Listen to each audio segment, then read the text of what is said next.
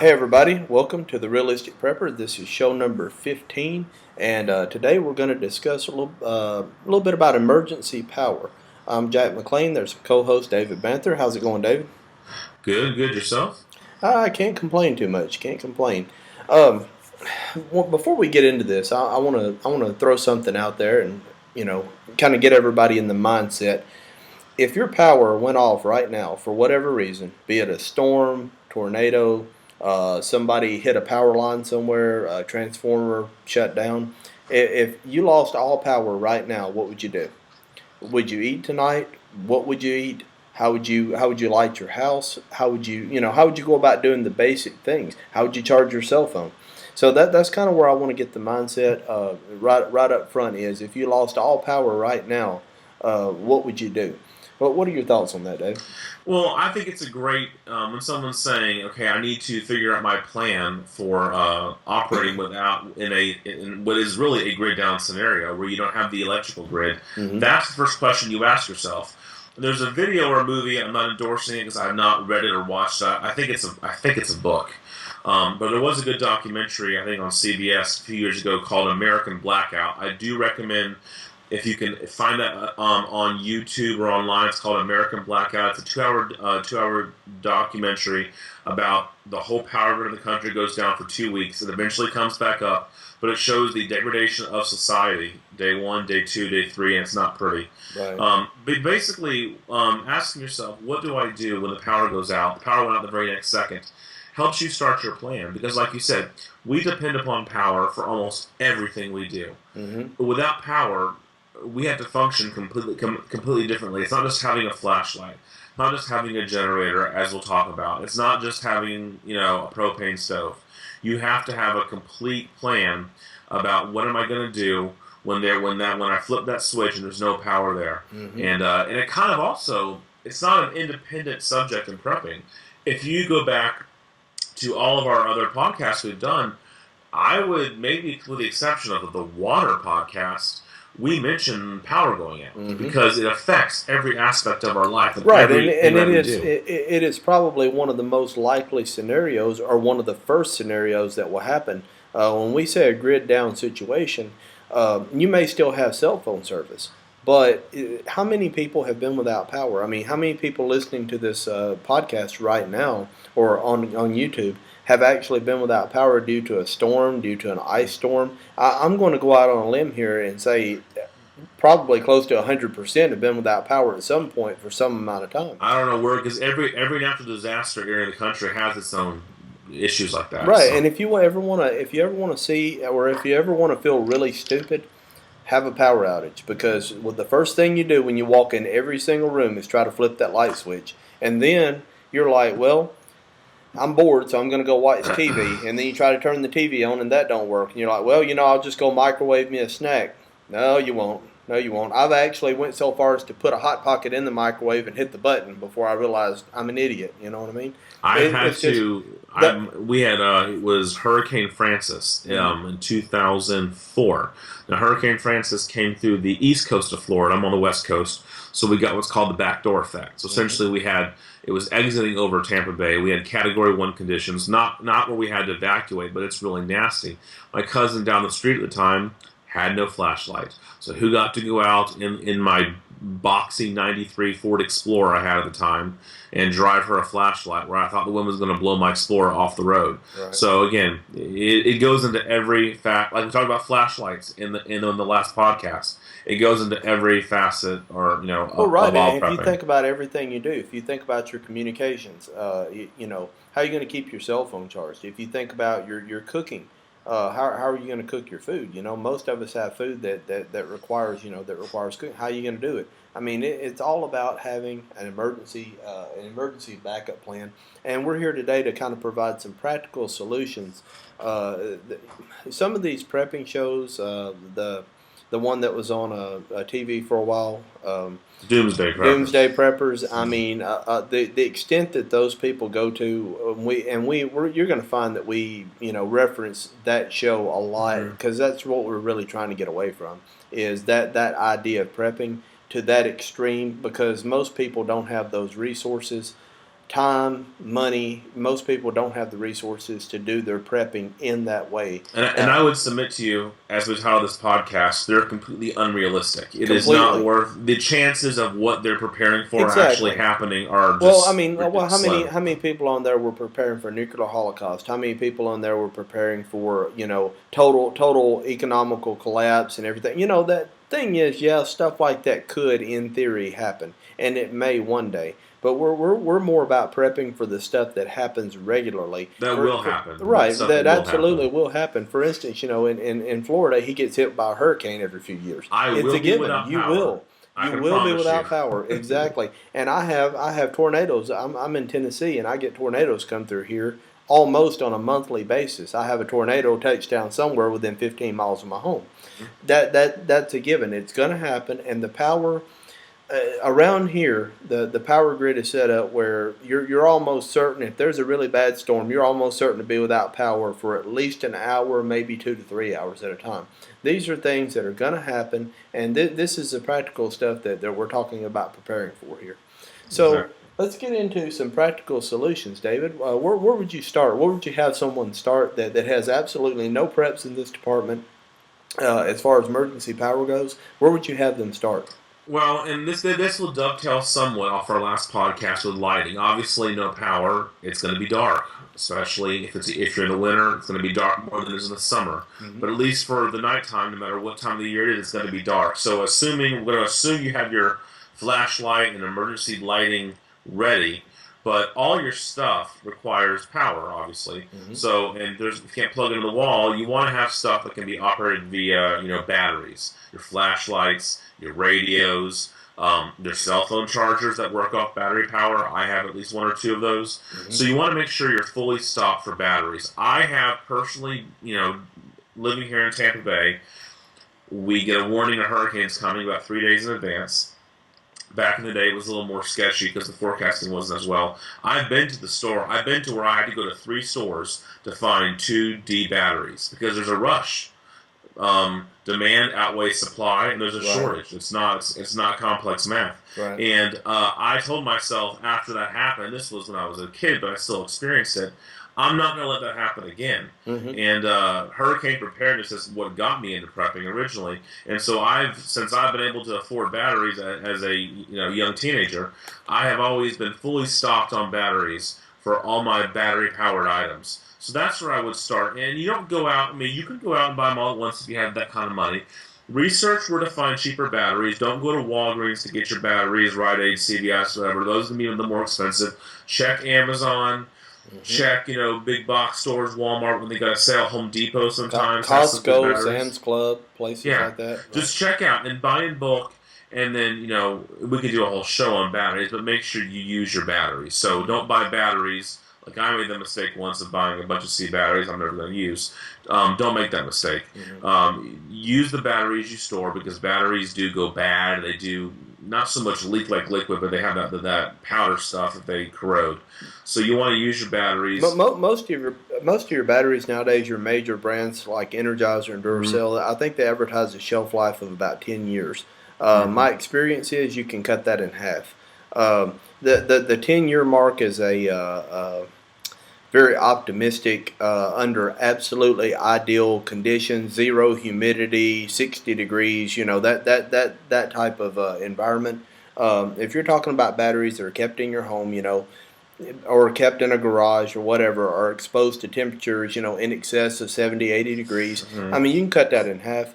But like you said, rotate your batteries.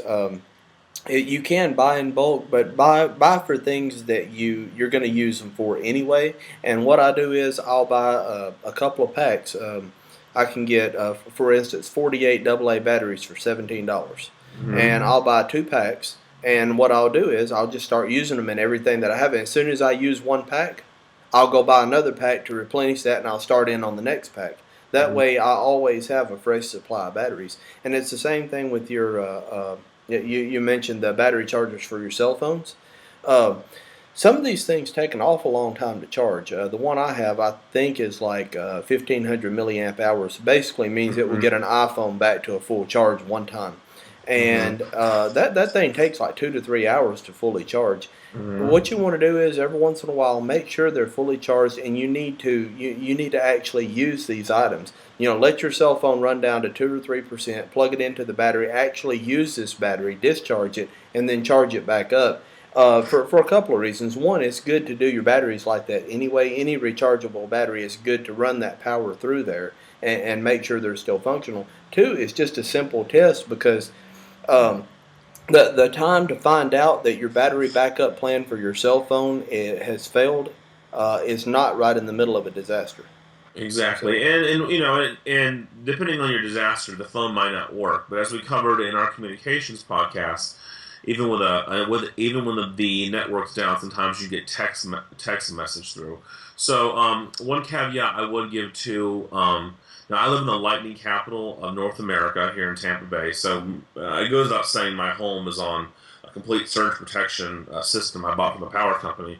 So if I see, if it's storm season, not talking hurricanes here. I'm talking, just a bad thunderstorm that can knock the power out.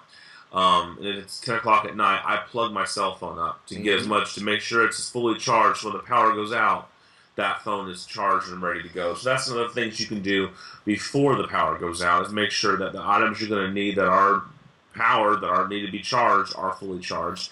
With a caveat that if you're in an area with lightning or storm surges, make sure you have the surge protection. And that's it's funny you should bring that up because the last time we had an ice storm here was this past winter, and I looked outside and we still had power at the time. But I looked out and I could hear the trees cracking and breaking from the weight of the ice. And I told my wife and daughter, I said, go put all of your things on charge right now. Go put the iPads on charge. Go Mm-hmm. put the MacBook Pro. Go put all the cell phones on charge. And that goes back to having enough chargers for every device around the house. David and I believe we have multiple chargers for our devices in each room. But we all had our devices on charge, and sure enough, about 2 hours later, our power went out, and we were without power for a couple of days. And we all had fully charged phones. We all had fully charged devices, and we didn't suffer as much as we would have. Put it that Yeah, way. and for your cell phone jack, we've talked about we have showed in this podcast before backup batteries for your cell phone to Hmm. charge, but there are I forget what they're called. I've seen them. My friend used one in the ice storm in Atlanta last year. It's just like a big brick, and you keep it charged all the time, and that'll charge your cell phone several times. Um, so you want to make sure you have these charging methods that maybe we're kind of moved away from where these things need batteries, but they're things that stay charged when the power's on, and then when the power's off, it's like a kind of a non-gas little generator.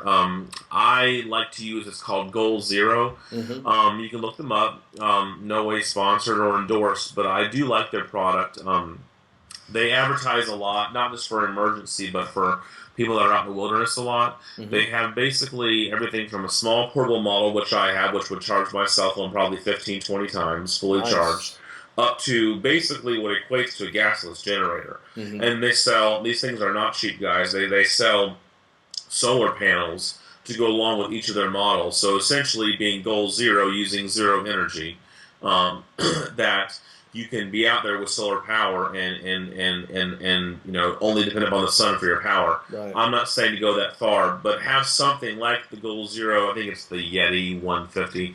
I will link down below to what I have so you can see it. Have some large battery device in your home that you can keep charged always when the power goes out. Mine's again the size of a small car battery. It'll power a fan. It'll power my cell phone. Power a small laptop. Just something that you can have Oh, that'll right. get you through a day or two without power. And again, test these things Yes. regularly. Every couple of months, go in there and plug something into it. Make sure you're still holding a charge. Make sure it's still functional. The worst time to find out it's not is during a disaster, like I said. Um, Hmm. Now let's talk a little bit about using your vehicle as a power source. A lot of people don't even think about it in those terms. But if I lost all power right now, one of the first things, really, what brought it to my mind when I had a power outage a while back, when my phone did go dead. And my phone was on like 90% when the power went out. But when it did finally get down to the 10-15% range, what's the first thing I did? I made a beeline for my car, and I have an inverter in my car. I can plug in two cell phones at a time into the cigarette lighter. And without that, I would kind of been in a bad way if I hadn't had that battery backup in my car. Let's talk a little bit about that, David. Yes, and I mentioned it before. Actually, you hear me say it on this podcast. I've mentioned before because again, like I said in the beginning, power just goes into every Right. aspect of prepping. My truck is my backup power source for short term emergencies. I have a Ford F-150, and it has a 25 gallon tank. And so I'm not the best at the adage of always keeping your tank full because my truck's expensive to fuel up. But Right. I am mindful of pending emergencies that my truck is full. So if my truck is full, you can use, or your car's full of gas, whatever. Hmm. You can use your cigarette lighter, something as simple as a cell phone charger in your car to charge your cell phone. Obviously, unless we've had one of these crazy like EMP things, Hmm. your car's going to work just fine. So make sure, like we've said, I think in 3 podcasts now, make sure you have a cell phone charger. If you have never prepped before, and the first thing you need, make sure you have a cell phone charger for your vehicle. So, and when we're talking about power inverters, I am not an electrician, so if I say something wrong here, don't crucify me. But it's DC power in the car, right, Jack? And AC power is in our home. Right. Right. Yeah, so it converts the DC power to AC power, Hmm. which lets you plug actual things up to your vehicle. So I should have brought one from my truck. You can get ones to go inside your vehicle. I'm not sure of the max wattage. You want to check with somebody who knows more than I do about this. Hmm. I have a 100 watt. No, I have a 75 watt power inverter Hmm. for the inside of my truck that goes into your cigarette lighter, so that it has two normal outlets that you find in your home. It'll charge most laptops, nothing huge. A laptop by itself, though, and nothing else. You got to really watch out for the wattage there. Make sure it Right. matches. Most MacBooks are now 65 watts, Jack, or something. So Between 29 and 85. okay, so as long as you're not on the high end, you're going to be safe there. So you can use you can get these power inverters, and I will link down below off Amazon for super cheap now. And that this can run a fan. Hmm. Okay, this can charge your laptop. Anything that needs power that requires the wattage it lists or less, you can use. Now, I would throw in a caveat there Mm-hmm. and say that typically you would want to avoid such. Now I understand there's some companies out there that make an inverter that they will say will run a microwave or a hair dryer or something like that. I would avoid those. I really would, because if something happens and if it exceeds the limitations of what you have, you might have a real problem on your hands. You might actually end up ruining your car battery or the innards Yes, of your car. So I would avoid anything. I would probably avoid anything more that required more juice than a laptop. exactly. Here's the difference, guys. So there's these power inverters for inside your car that we just talked about. Now there's ones that are go up to. Well, I'm sure there's more, but I don't feel safe beyond 750 watts. Right, right. And those I'm not sure I'd feel hook up safe with inside. that. Those don't hook up inside your vehicle. Right. Those clamp right to your car battery. So we're Hmm. getting to a little bit higher skill here. Right. And you want to test these. So this is a more of a bigger device, probably the size of like an office phone. Hmm. It has the wires that go right to your battery, kind of like jumper cables. And then mine's 750 watts, and so I have that to power a little, what do you call them, Jack? A water boiler. It's a plastic thing that boils water. Right. So Right. and to do a fan. That's the most I would do. I did. I don't now. I did at one time have a microwave Hmm. that I could use it for, but it would be pushing it. Right. So basically, for inside your vehicle, you can get power inverters that do small items, and for larger items, again, I'd be really careful going north of 750 watts. Even if you can buy an inverter that does more, unless you know what you're doing, you can get the power inverters that actually plug right to your battery. And just, but this is, guys, this is a very easy, and if you just research it a little bit, a very safe way to give yourself backup power when there is no power. And these things are small; they can travel with you. There's no gas involved, as we're going to Right. talk about in a minute with generators. And just so that's kind of my trick. And then what I also do, and I mentioned before, I have a spare battery for my truck that I keep. And there's a it was a Jack. I always get this name wrong. What's it called? Trickle cell charger to keep the Right. battery Right. charged. You I have a need. trickle cell We may charger. want to leave a That's link to that in the I show will. notes. I'll link down below. I might link to it in one of our other podcasts. It keeps the because you can't just store a car battery. It has to stay charged. So you buy a device that you plug into the wall that keeps that battery charged. So I know I have the battery in my truck ready to go and a full battery. And if that ran out, I have the full battery Hmm. that I can use. And that battery in my garage that I store, I can just plug the inverters right up to it. I don't even need to put it in my vehicle. But then once you lose the charge on that battery, though you're stuck. Right. If you still have gas in your vehicle, you can recharge the battery. So Exactly. ultimately, this is not to give you all the information you need here, but to give you the idea of think about. I would encourage you, step one, think about using your car as a backup battery source, a backup power source, and figure out the items that you only the essential items. A hair dryer is not an essential item. Exactly. Figure out the items you need in a grid down scenario, what the wattages are of those items, and get the proper inverters for those items so you can power them via your vehicle or a spare car battery. Exactly. Well, let's let that dovetail us into the more advanced options here. So for instance, and I'll go ahead and start this off by what I've heard some people say. I know some preppers. Well, I use that term loosely. I know some people who have just started prepping, and their idea is that they have a gas generator that's 6,000 watts or whatever. They paid several $1,000s for this thing, and it's going to power. It's going to be their lifesaver and their savior in any emergency. And they put all their stock into this gas generator. And I think David has some interesting ideas on why that might not be your best course of action. Yeah. Not that we discourage having a No, generator no. at all, but you may not want to put all your eggs in one No. basket, so to speak. Generators, I love them, but I put an asterisk after the word generator because there's a big footnote here that I'm fixing to give you. If you're just starting out and prepping, you need to do what we just talked about by getting the power inverters and using alternative sources, Mm-hmm. non gas power, non gas reliant sources Mm-hmm. for all of your backup power. Generators are great. I have one. I have one at my parents' house. They're great. But the thing is, they have to have gas. And for my threat scenario, my biggest threat is a hurricane, which could knock power out 2 to 3 weeks. There will be nowhere to get gas in the beginning, and when there is a place to get gas, you're gonna be waiting in a long ass line. Oh yeah. So my generator that I use is more for a localized event, which I was talking to Jack before the show started. We had a construction crew near our home knock out power for half the day.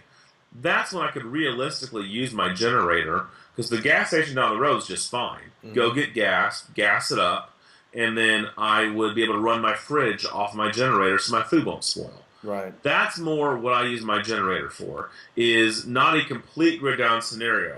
Would I use it then? Yeah, I use it until the gas ran out, but, guys, if you look at how much, and I have a smaller generator, it can take about 5 gallons at a time, Mm-hmm. and that's going to last you, at max 8 hours. I would say more 6. Right. So it's just not, unless you have the setup where you can store a lot of gas, which we'll get into that in a second. It's not a good tool to completely rely on. I would get a generator only when you've covered everything else, so you have it in a localized event. So I'm not discouraging getting a generator, but like we said, some of these preppers are, I got my generator, I'm good to go. Well, it's probably still in the box in your garage. You Right. probably haven't checked it. You probably not put stabilizer on the gas. It's probably got not, cobwebs on it. Yeah. though I don't always hold to this faithfully. I make it a goal that once a month I fire up my generator and I power the fridge for at least 30 minutes just Mm-hmm. to make sure. And I've caught it not working before. Right. I've caught it not working, and I had to get my uncle to help me fix it. So they're great to have. Get them if you can afford them. I got mine for free. Can't be free. It was a Amazon points thing, Right. but but don't rely on it completely. And let's talk about. Why don't you lead us into gas storage, Jack? Because that Oh, kind of is the main key behind these generators. yeah. As far as fuel storage goes, you're going to have you're going to have different laws in different locations.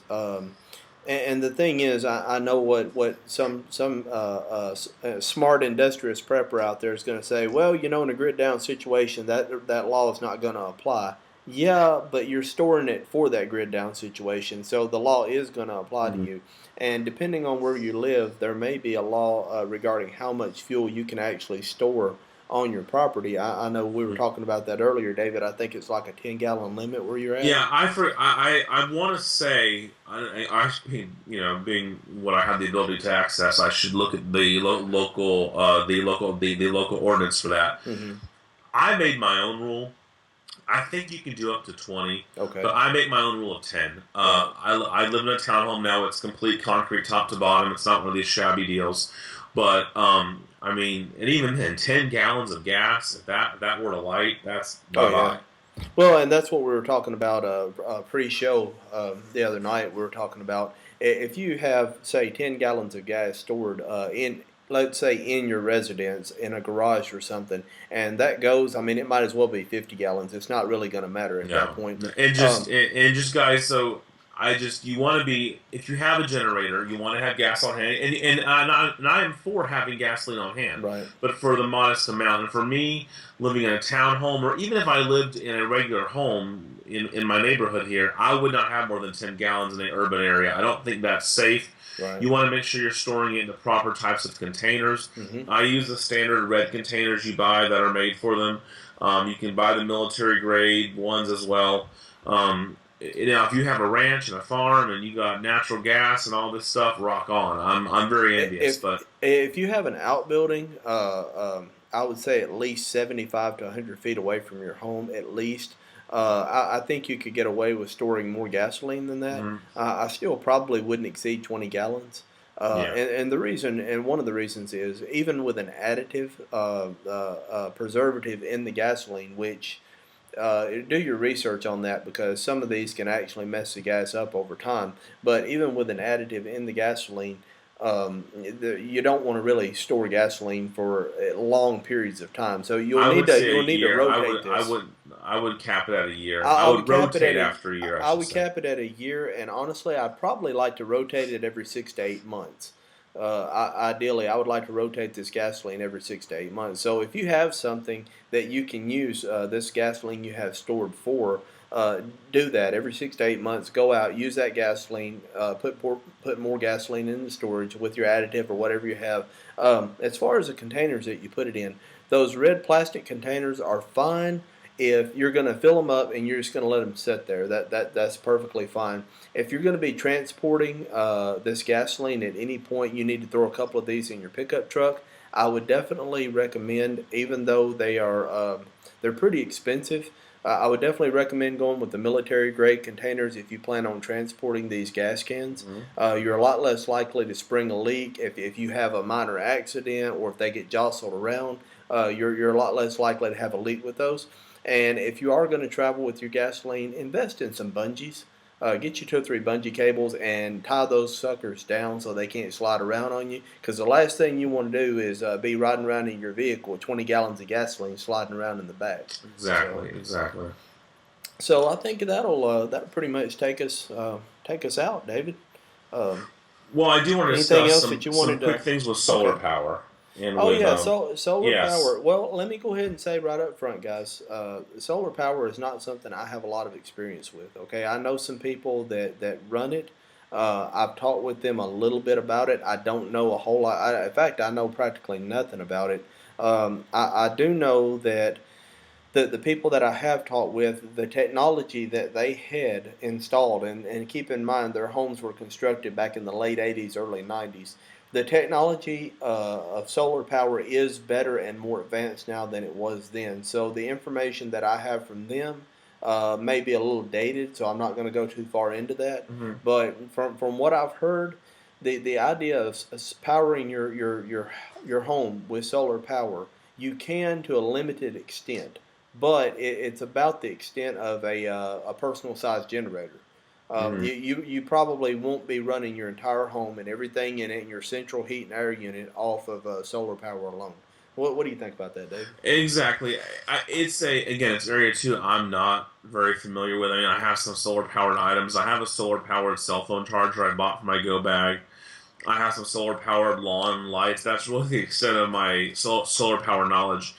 I think it's a specific science Mm-hmm. that you need to know if you're going to do it, and you need to be able to do it right. I wish I had the ability to get some of those larger solar panels Mm-hmm. and be able to generate some of that.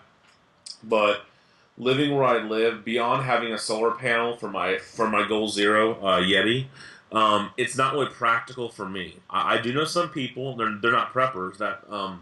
It's kind of a thing down here now, but it's very expensive. Mm-hmm.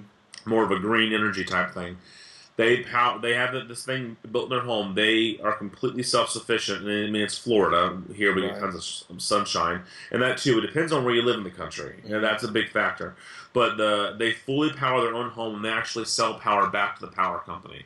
But guys, that's you're talking investments of thousands of dollars. Right. That initial investment, you're going to take a hit on it. So while you want to have little objects that can be solar powered, we talked about in our last podcast having the radios, the crank radios that have the solar Right. power, or cell phone chargers or whatnot. Unless you have the knowledge, the time, and the money to fully invest in that, I wouldn't put that high on your list. I'm not saying it's not important. Definitely, if you can do it, but if you're kind of putting your priorities on a list of how you're going to prep, I would put solar power towards the bottom until you have some other things in place. And I Well, know that's gonna that'll right. get some prepping hate, but I Right. mean we're all about being realistic, and the average person is not going to do solar power. Well, the average person can't, and that brings me to another thing too, is the built-in home generators. That's a pretty big investment to throw out there.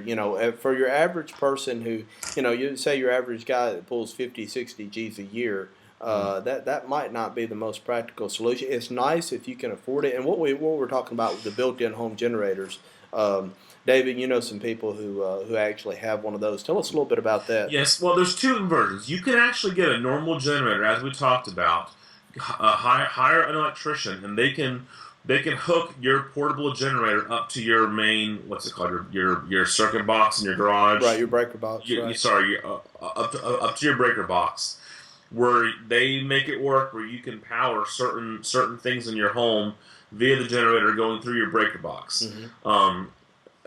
But when I called the electrician out to do that for my parents' house, they actually discouraged it. They said, David, what you need to do, and we didn't mention this, forgot to mention this with generators, get extension cords, and not just any extension cords. Extension cords are not all created equal.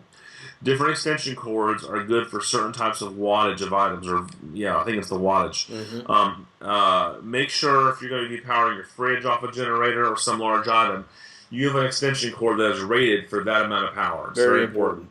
He said, just keep the generator out in a well-ventilated area. Don't keep it in your garage with the garage door closed. That's Right. stupid. Keep it in a ventilated And, and area. and your dog's in the garage, yeah. Exactly.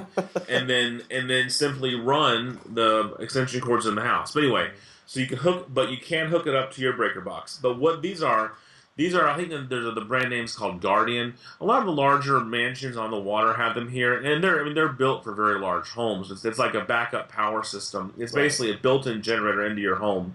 Some, I assume most are gas powered. I guess some could be electric in some capacity, but most of them are gas powered and are good for so long. Like I know all the emergency management places here, the EEOC and stuff, they have gas powered built-in ones that'll last for a week, but they have humongous gas storage Right. abilities. Right. We have my parents have a neighbor that has one, but they have a natural gas tank built into their ground. So there's a lot of things that if I were to build a house from scratch, like I didn't just buy a place, I would look into that, Mm-hmm. and then it powers so much of your home, but it's only for a certain amount of time or however much gas you have. It's not for infinity. But usually, if you do have one, and again, I'll link down below to them. They are nice because the minute the power goes off, it takes like 1 second, and that backup Kicks on. generator kicks on. Right. There's no going out and getting gas, no messing with extension cords. You're definitely going to get what you pay for that, and it'll power certain And I would certain imagine parts they're of your not home. cheap.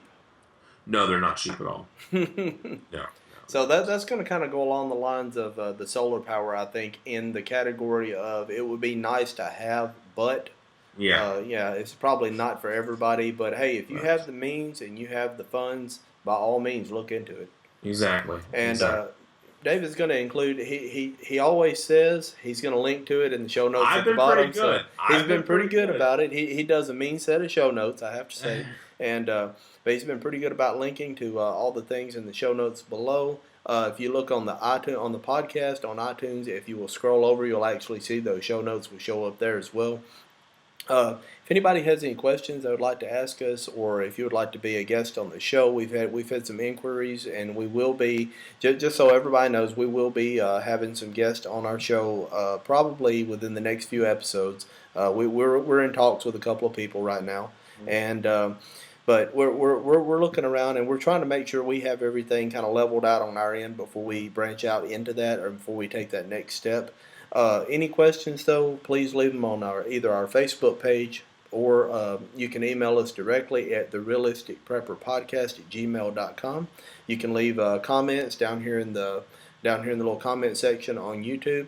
And please visit our channel, rate, comment, and subscribe. And I think that'll pretty much do it. David, do you have anything left to add? Have a good week. See you, everybody. Practicing what we preach in the podcast. Got the generator on. Running the fridge. Working great.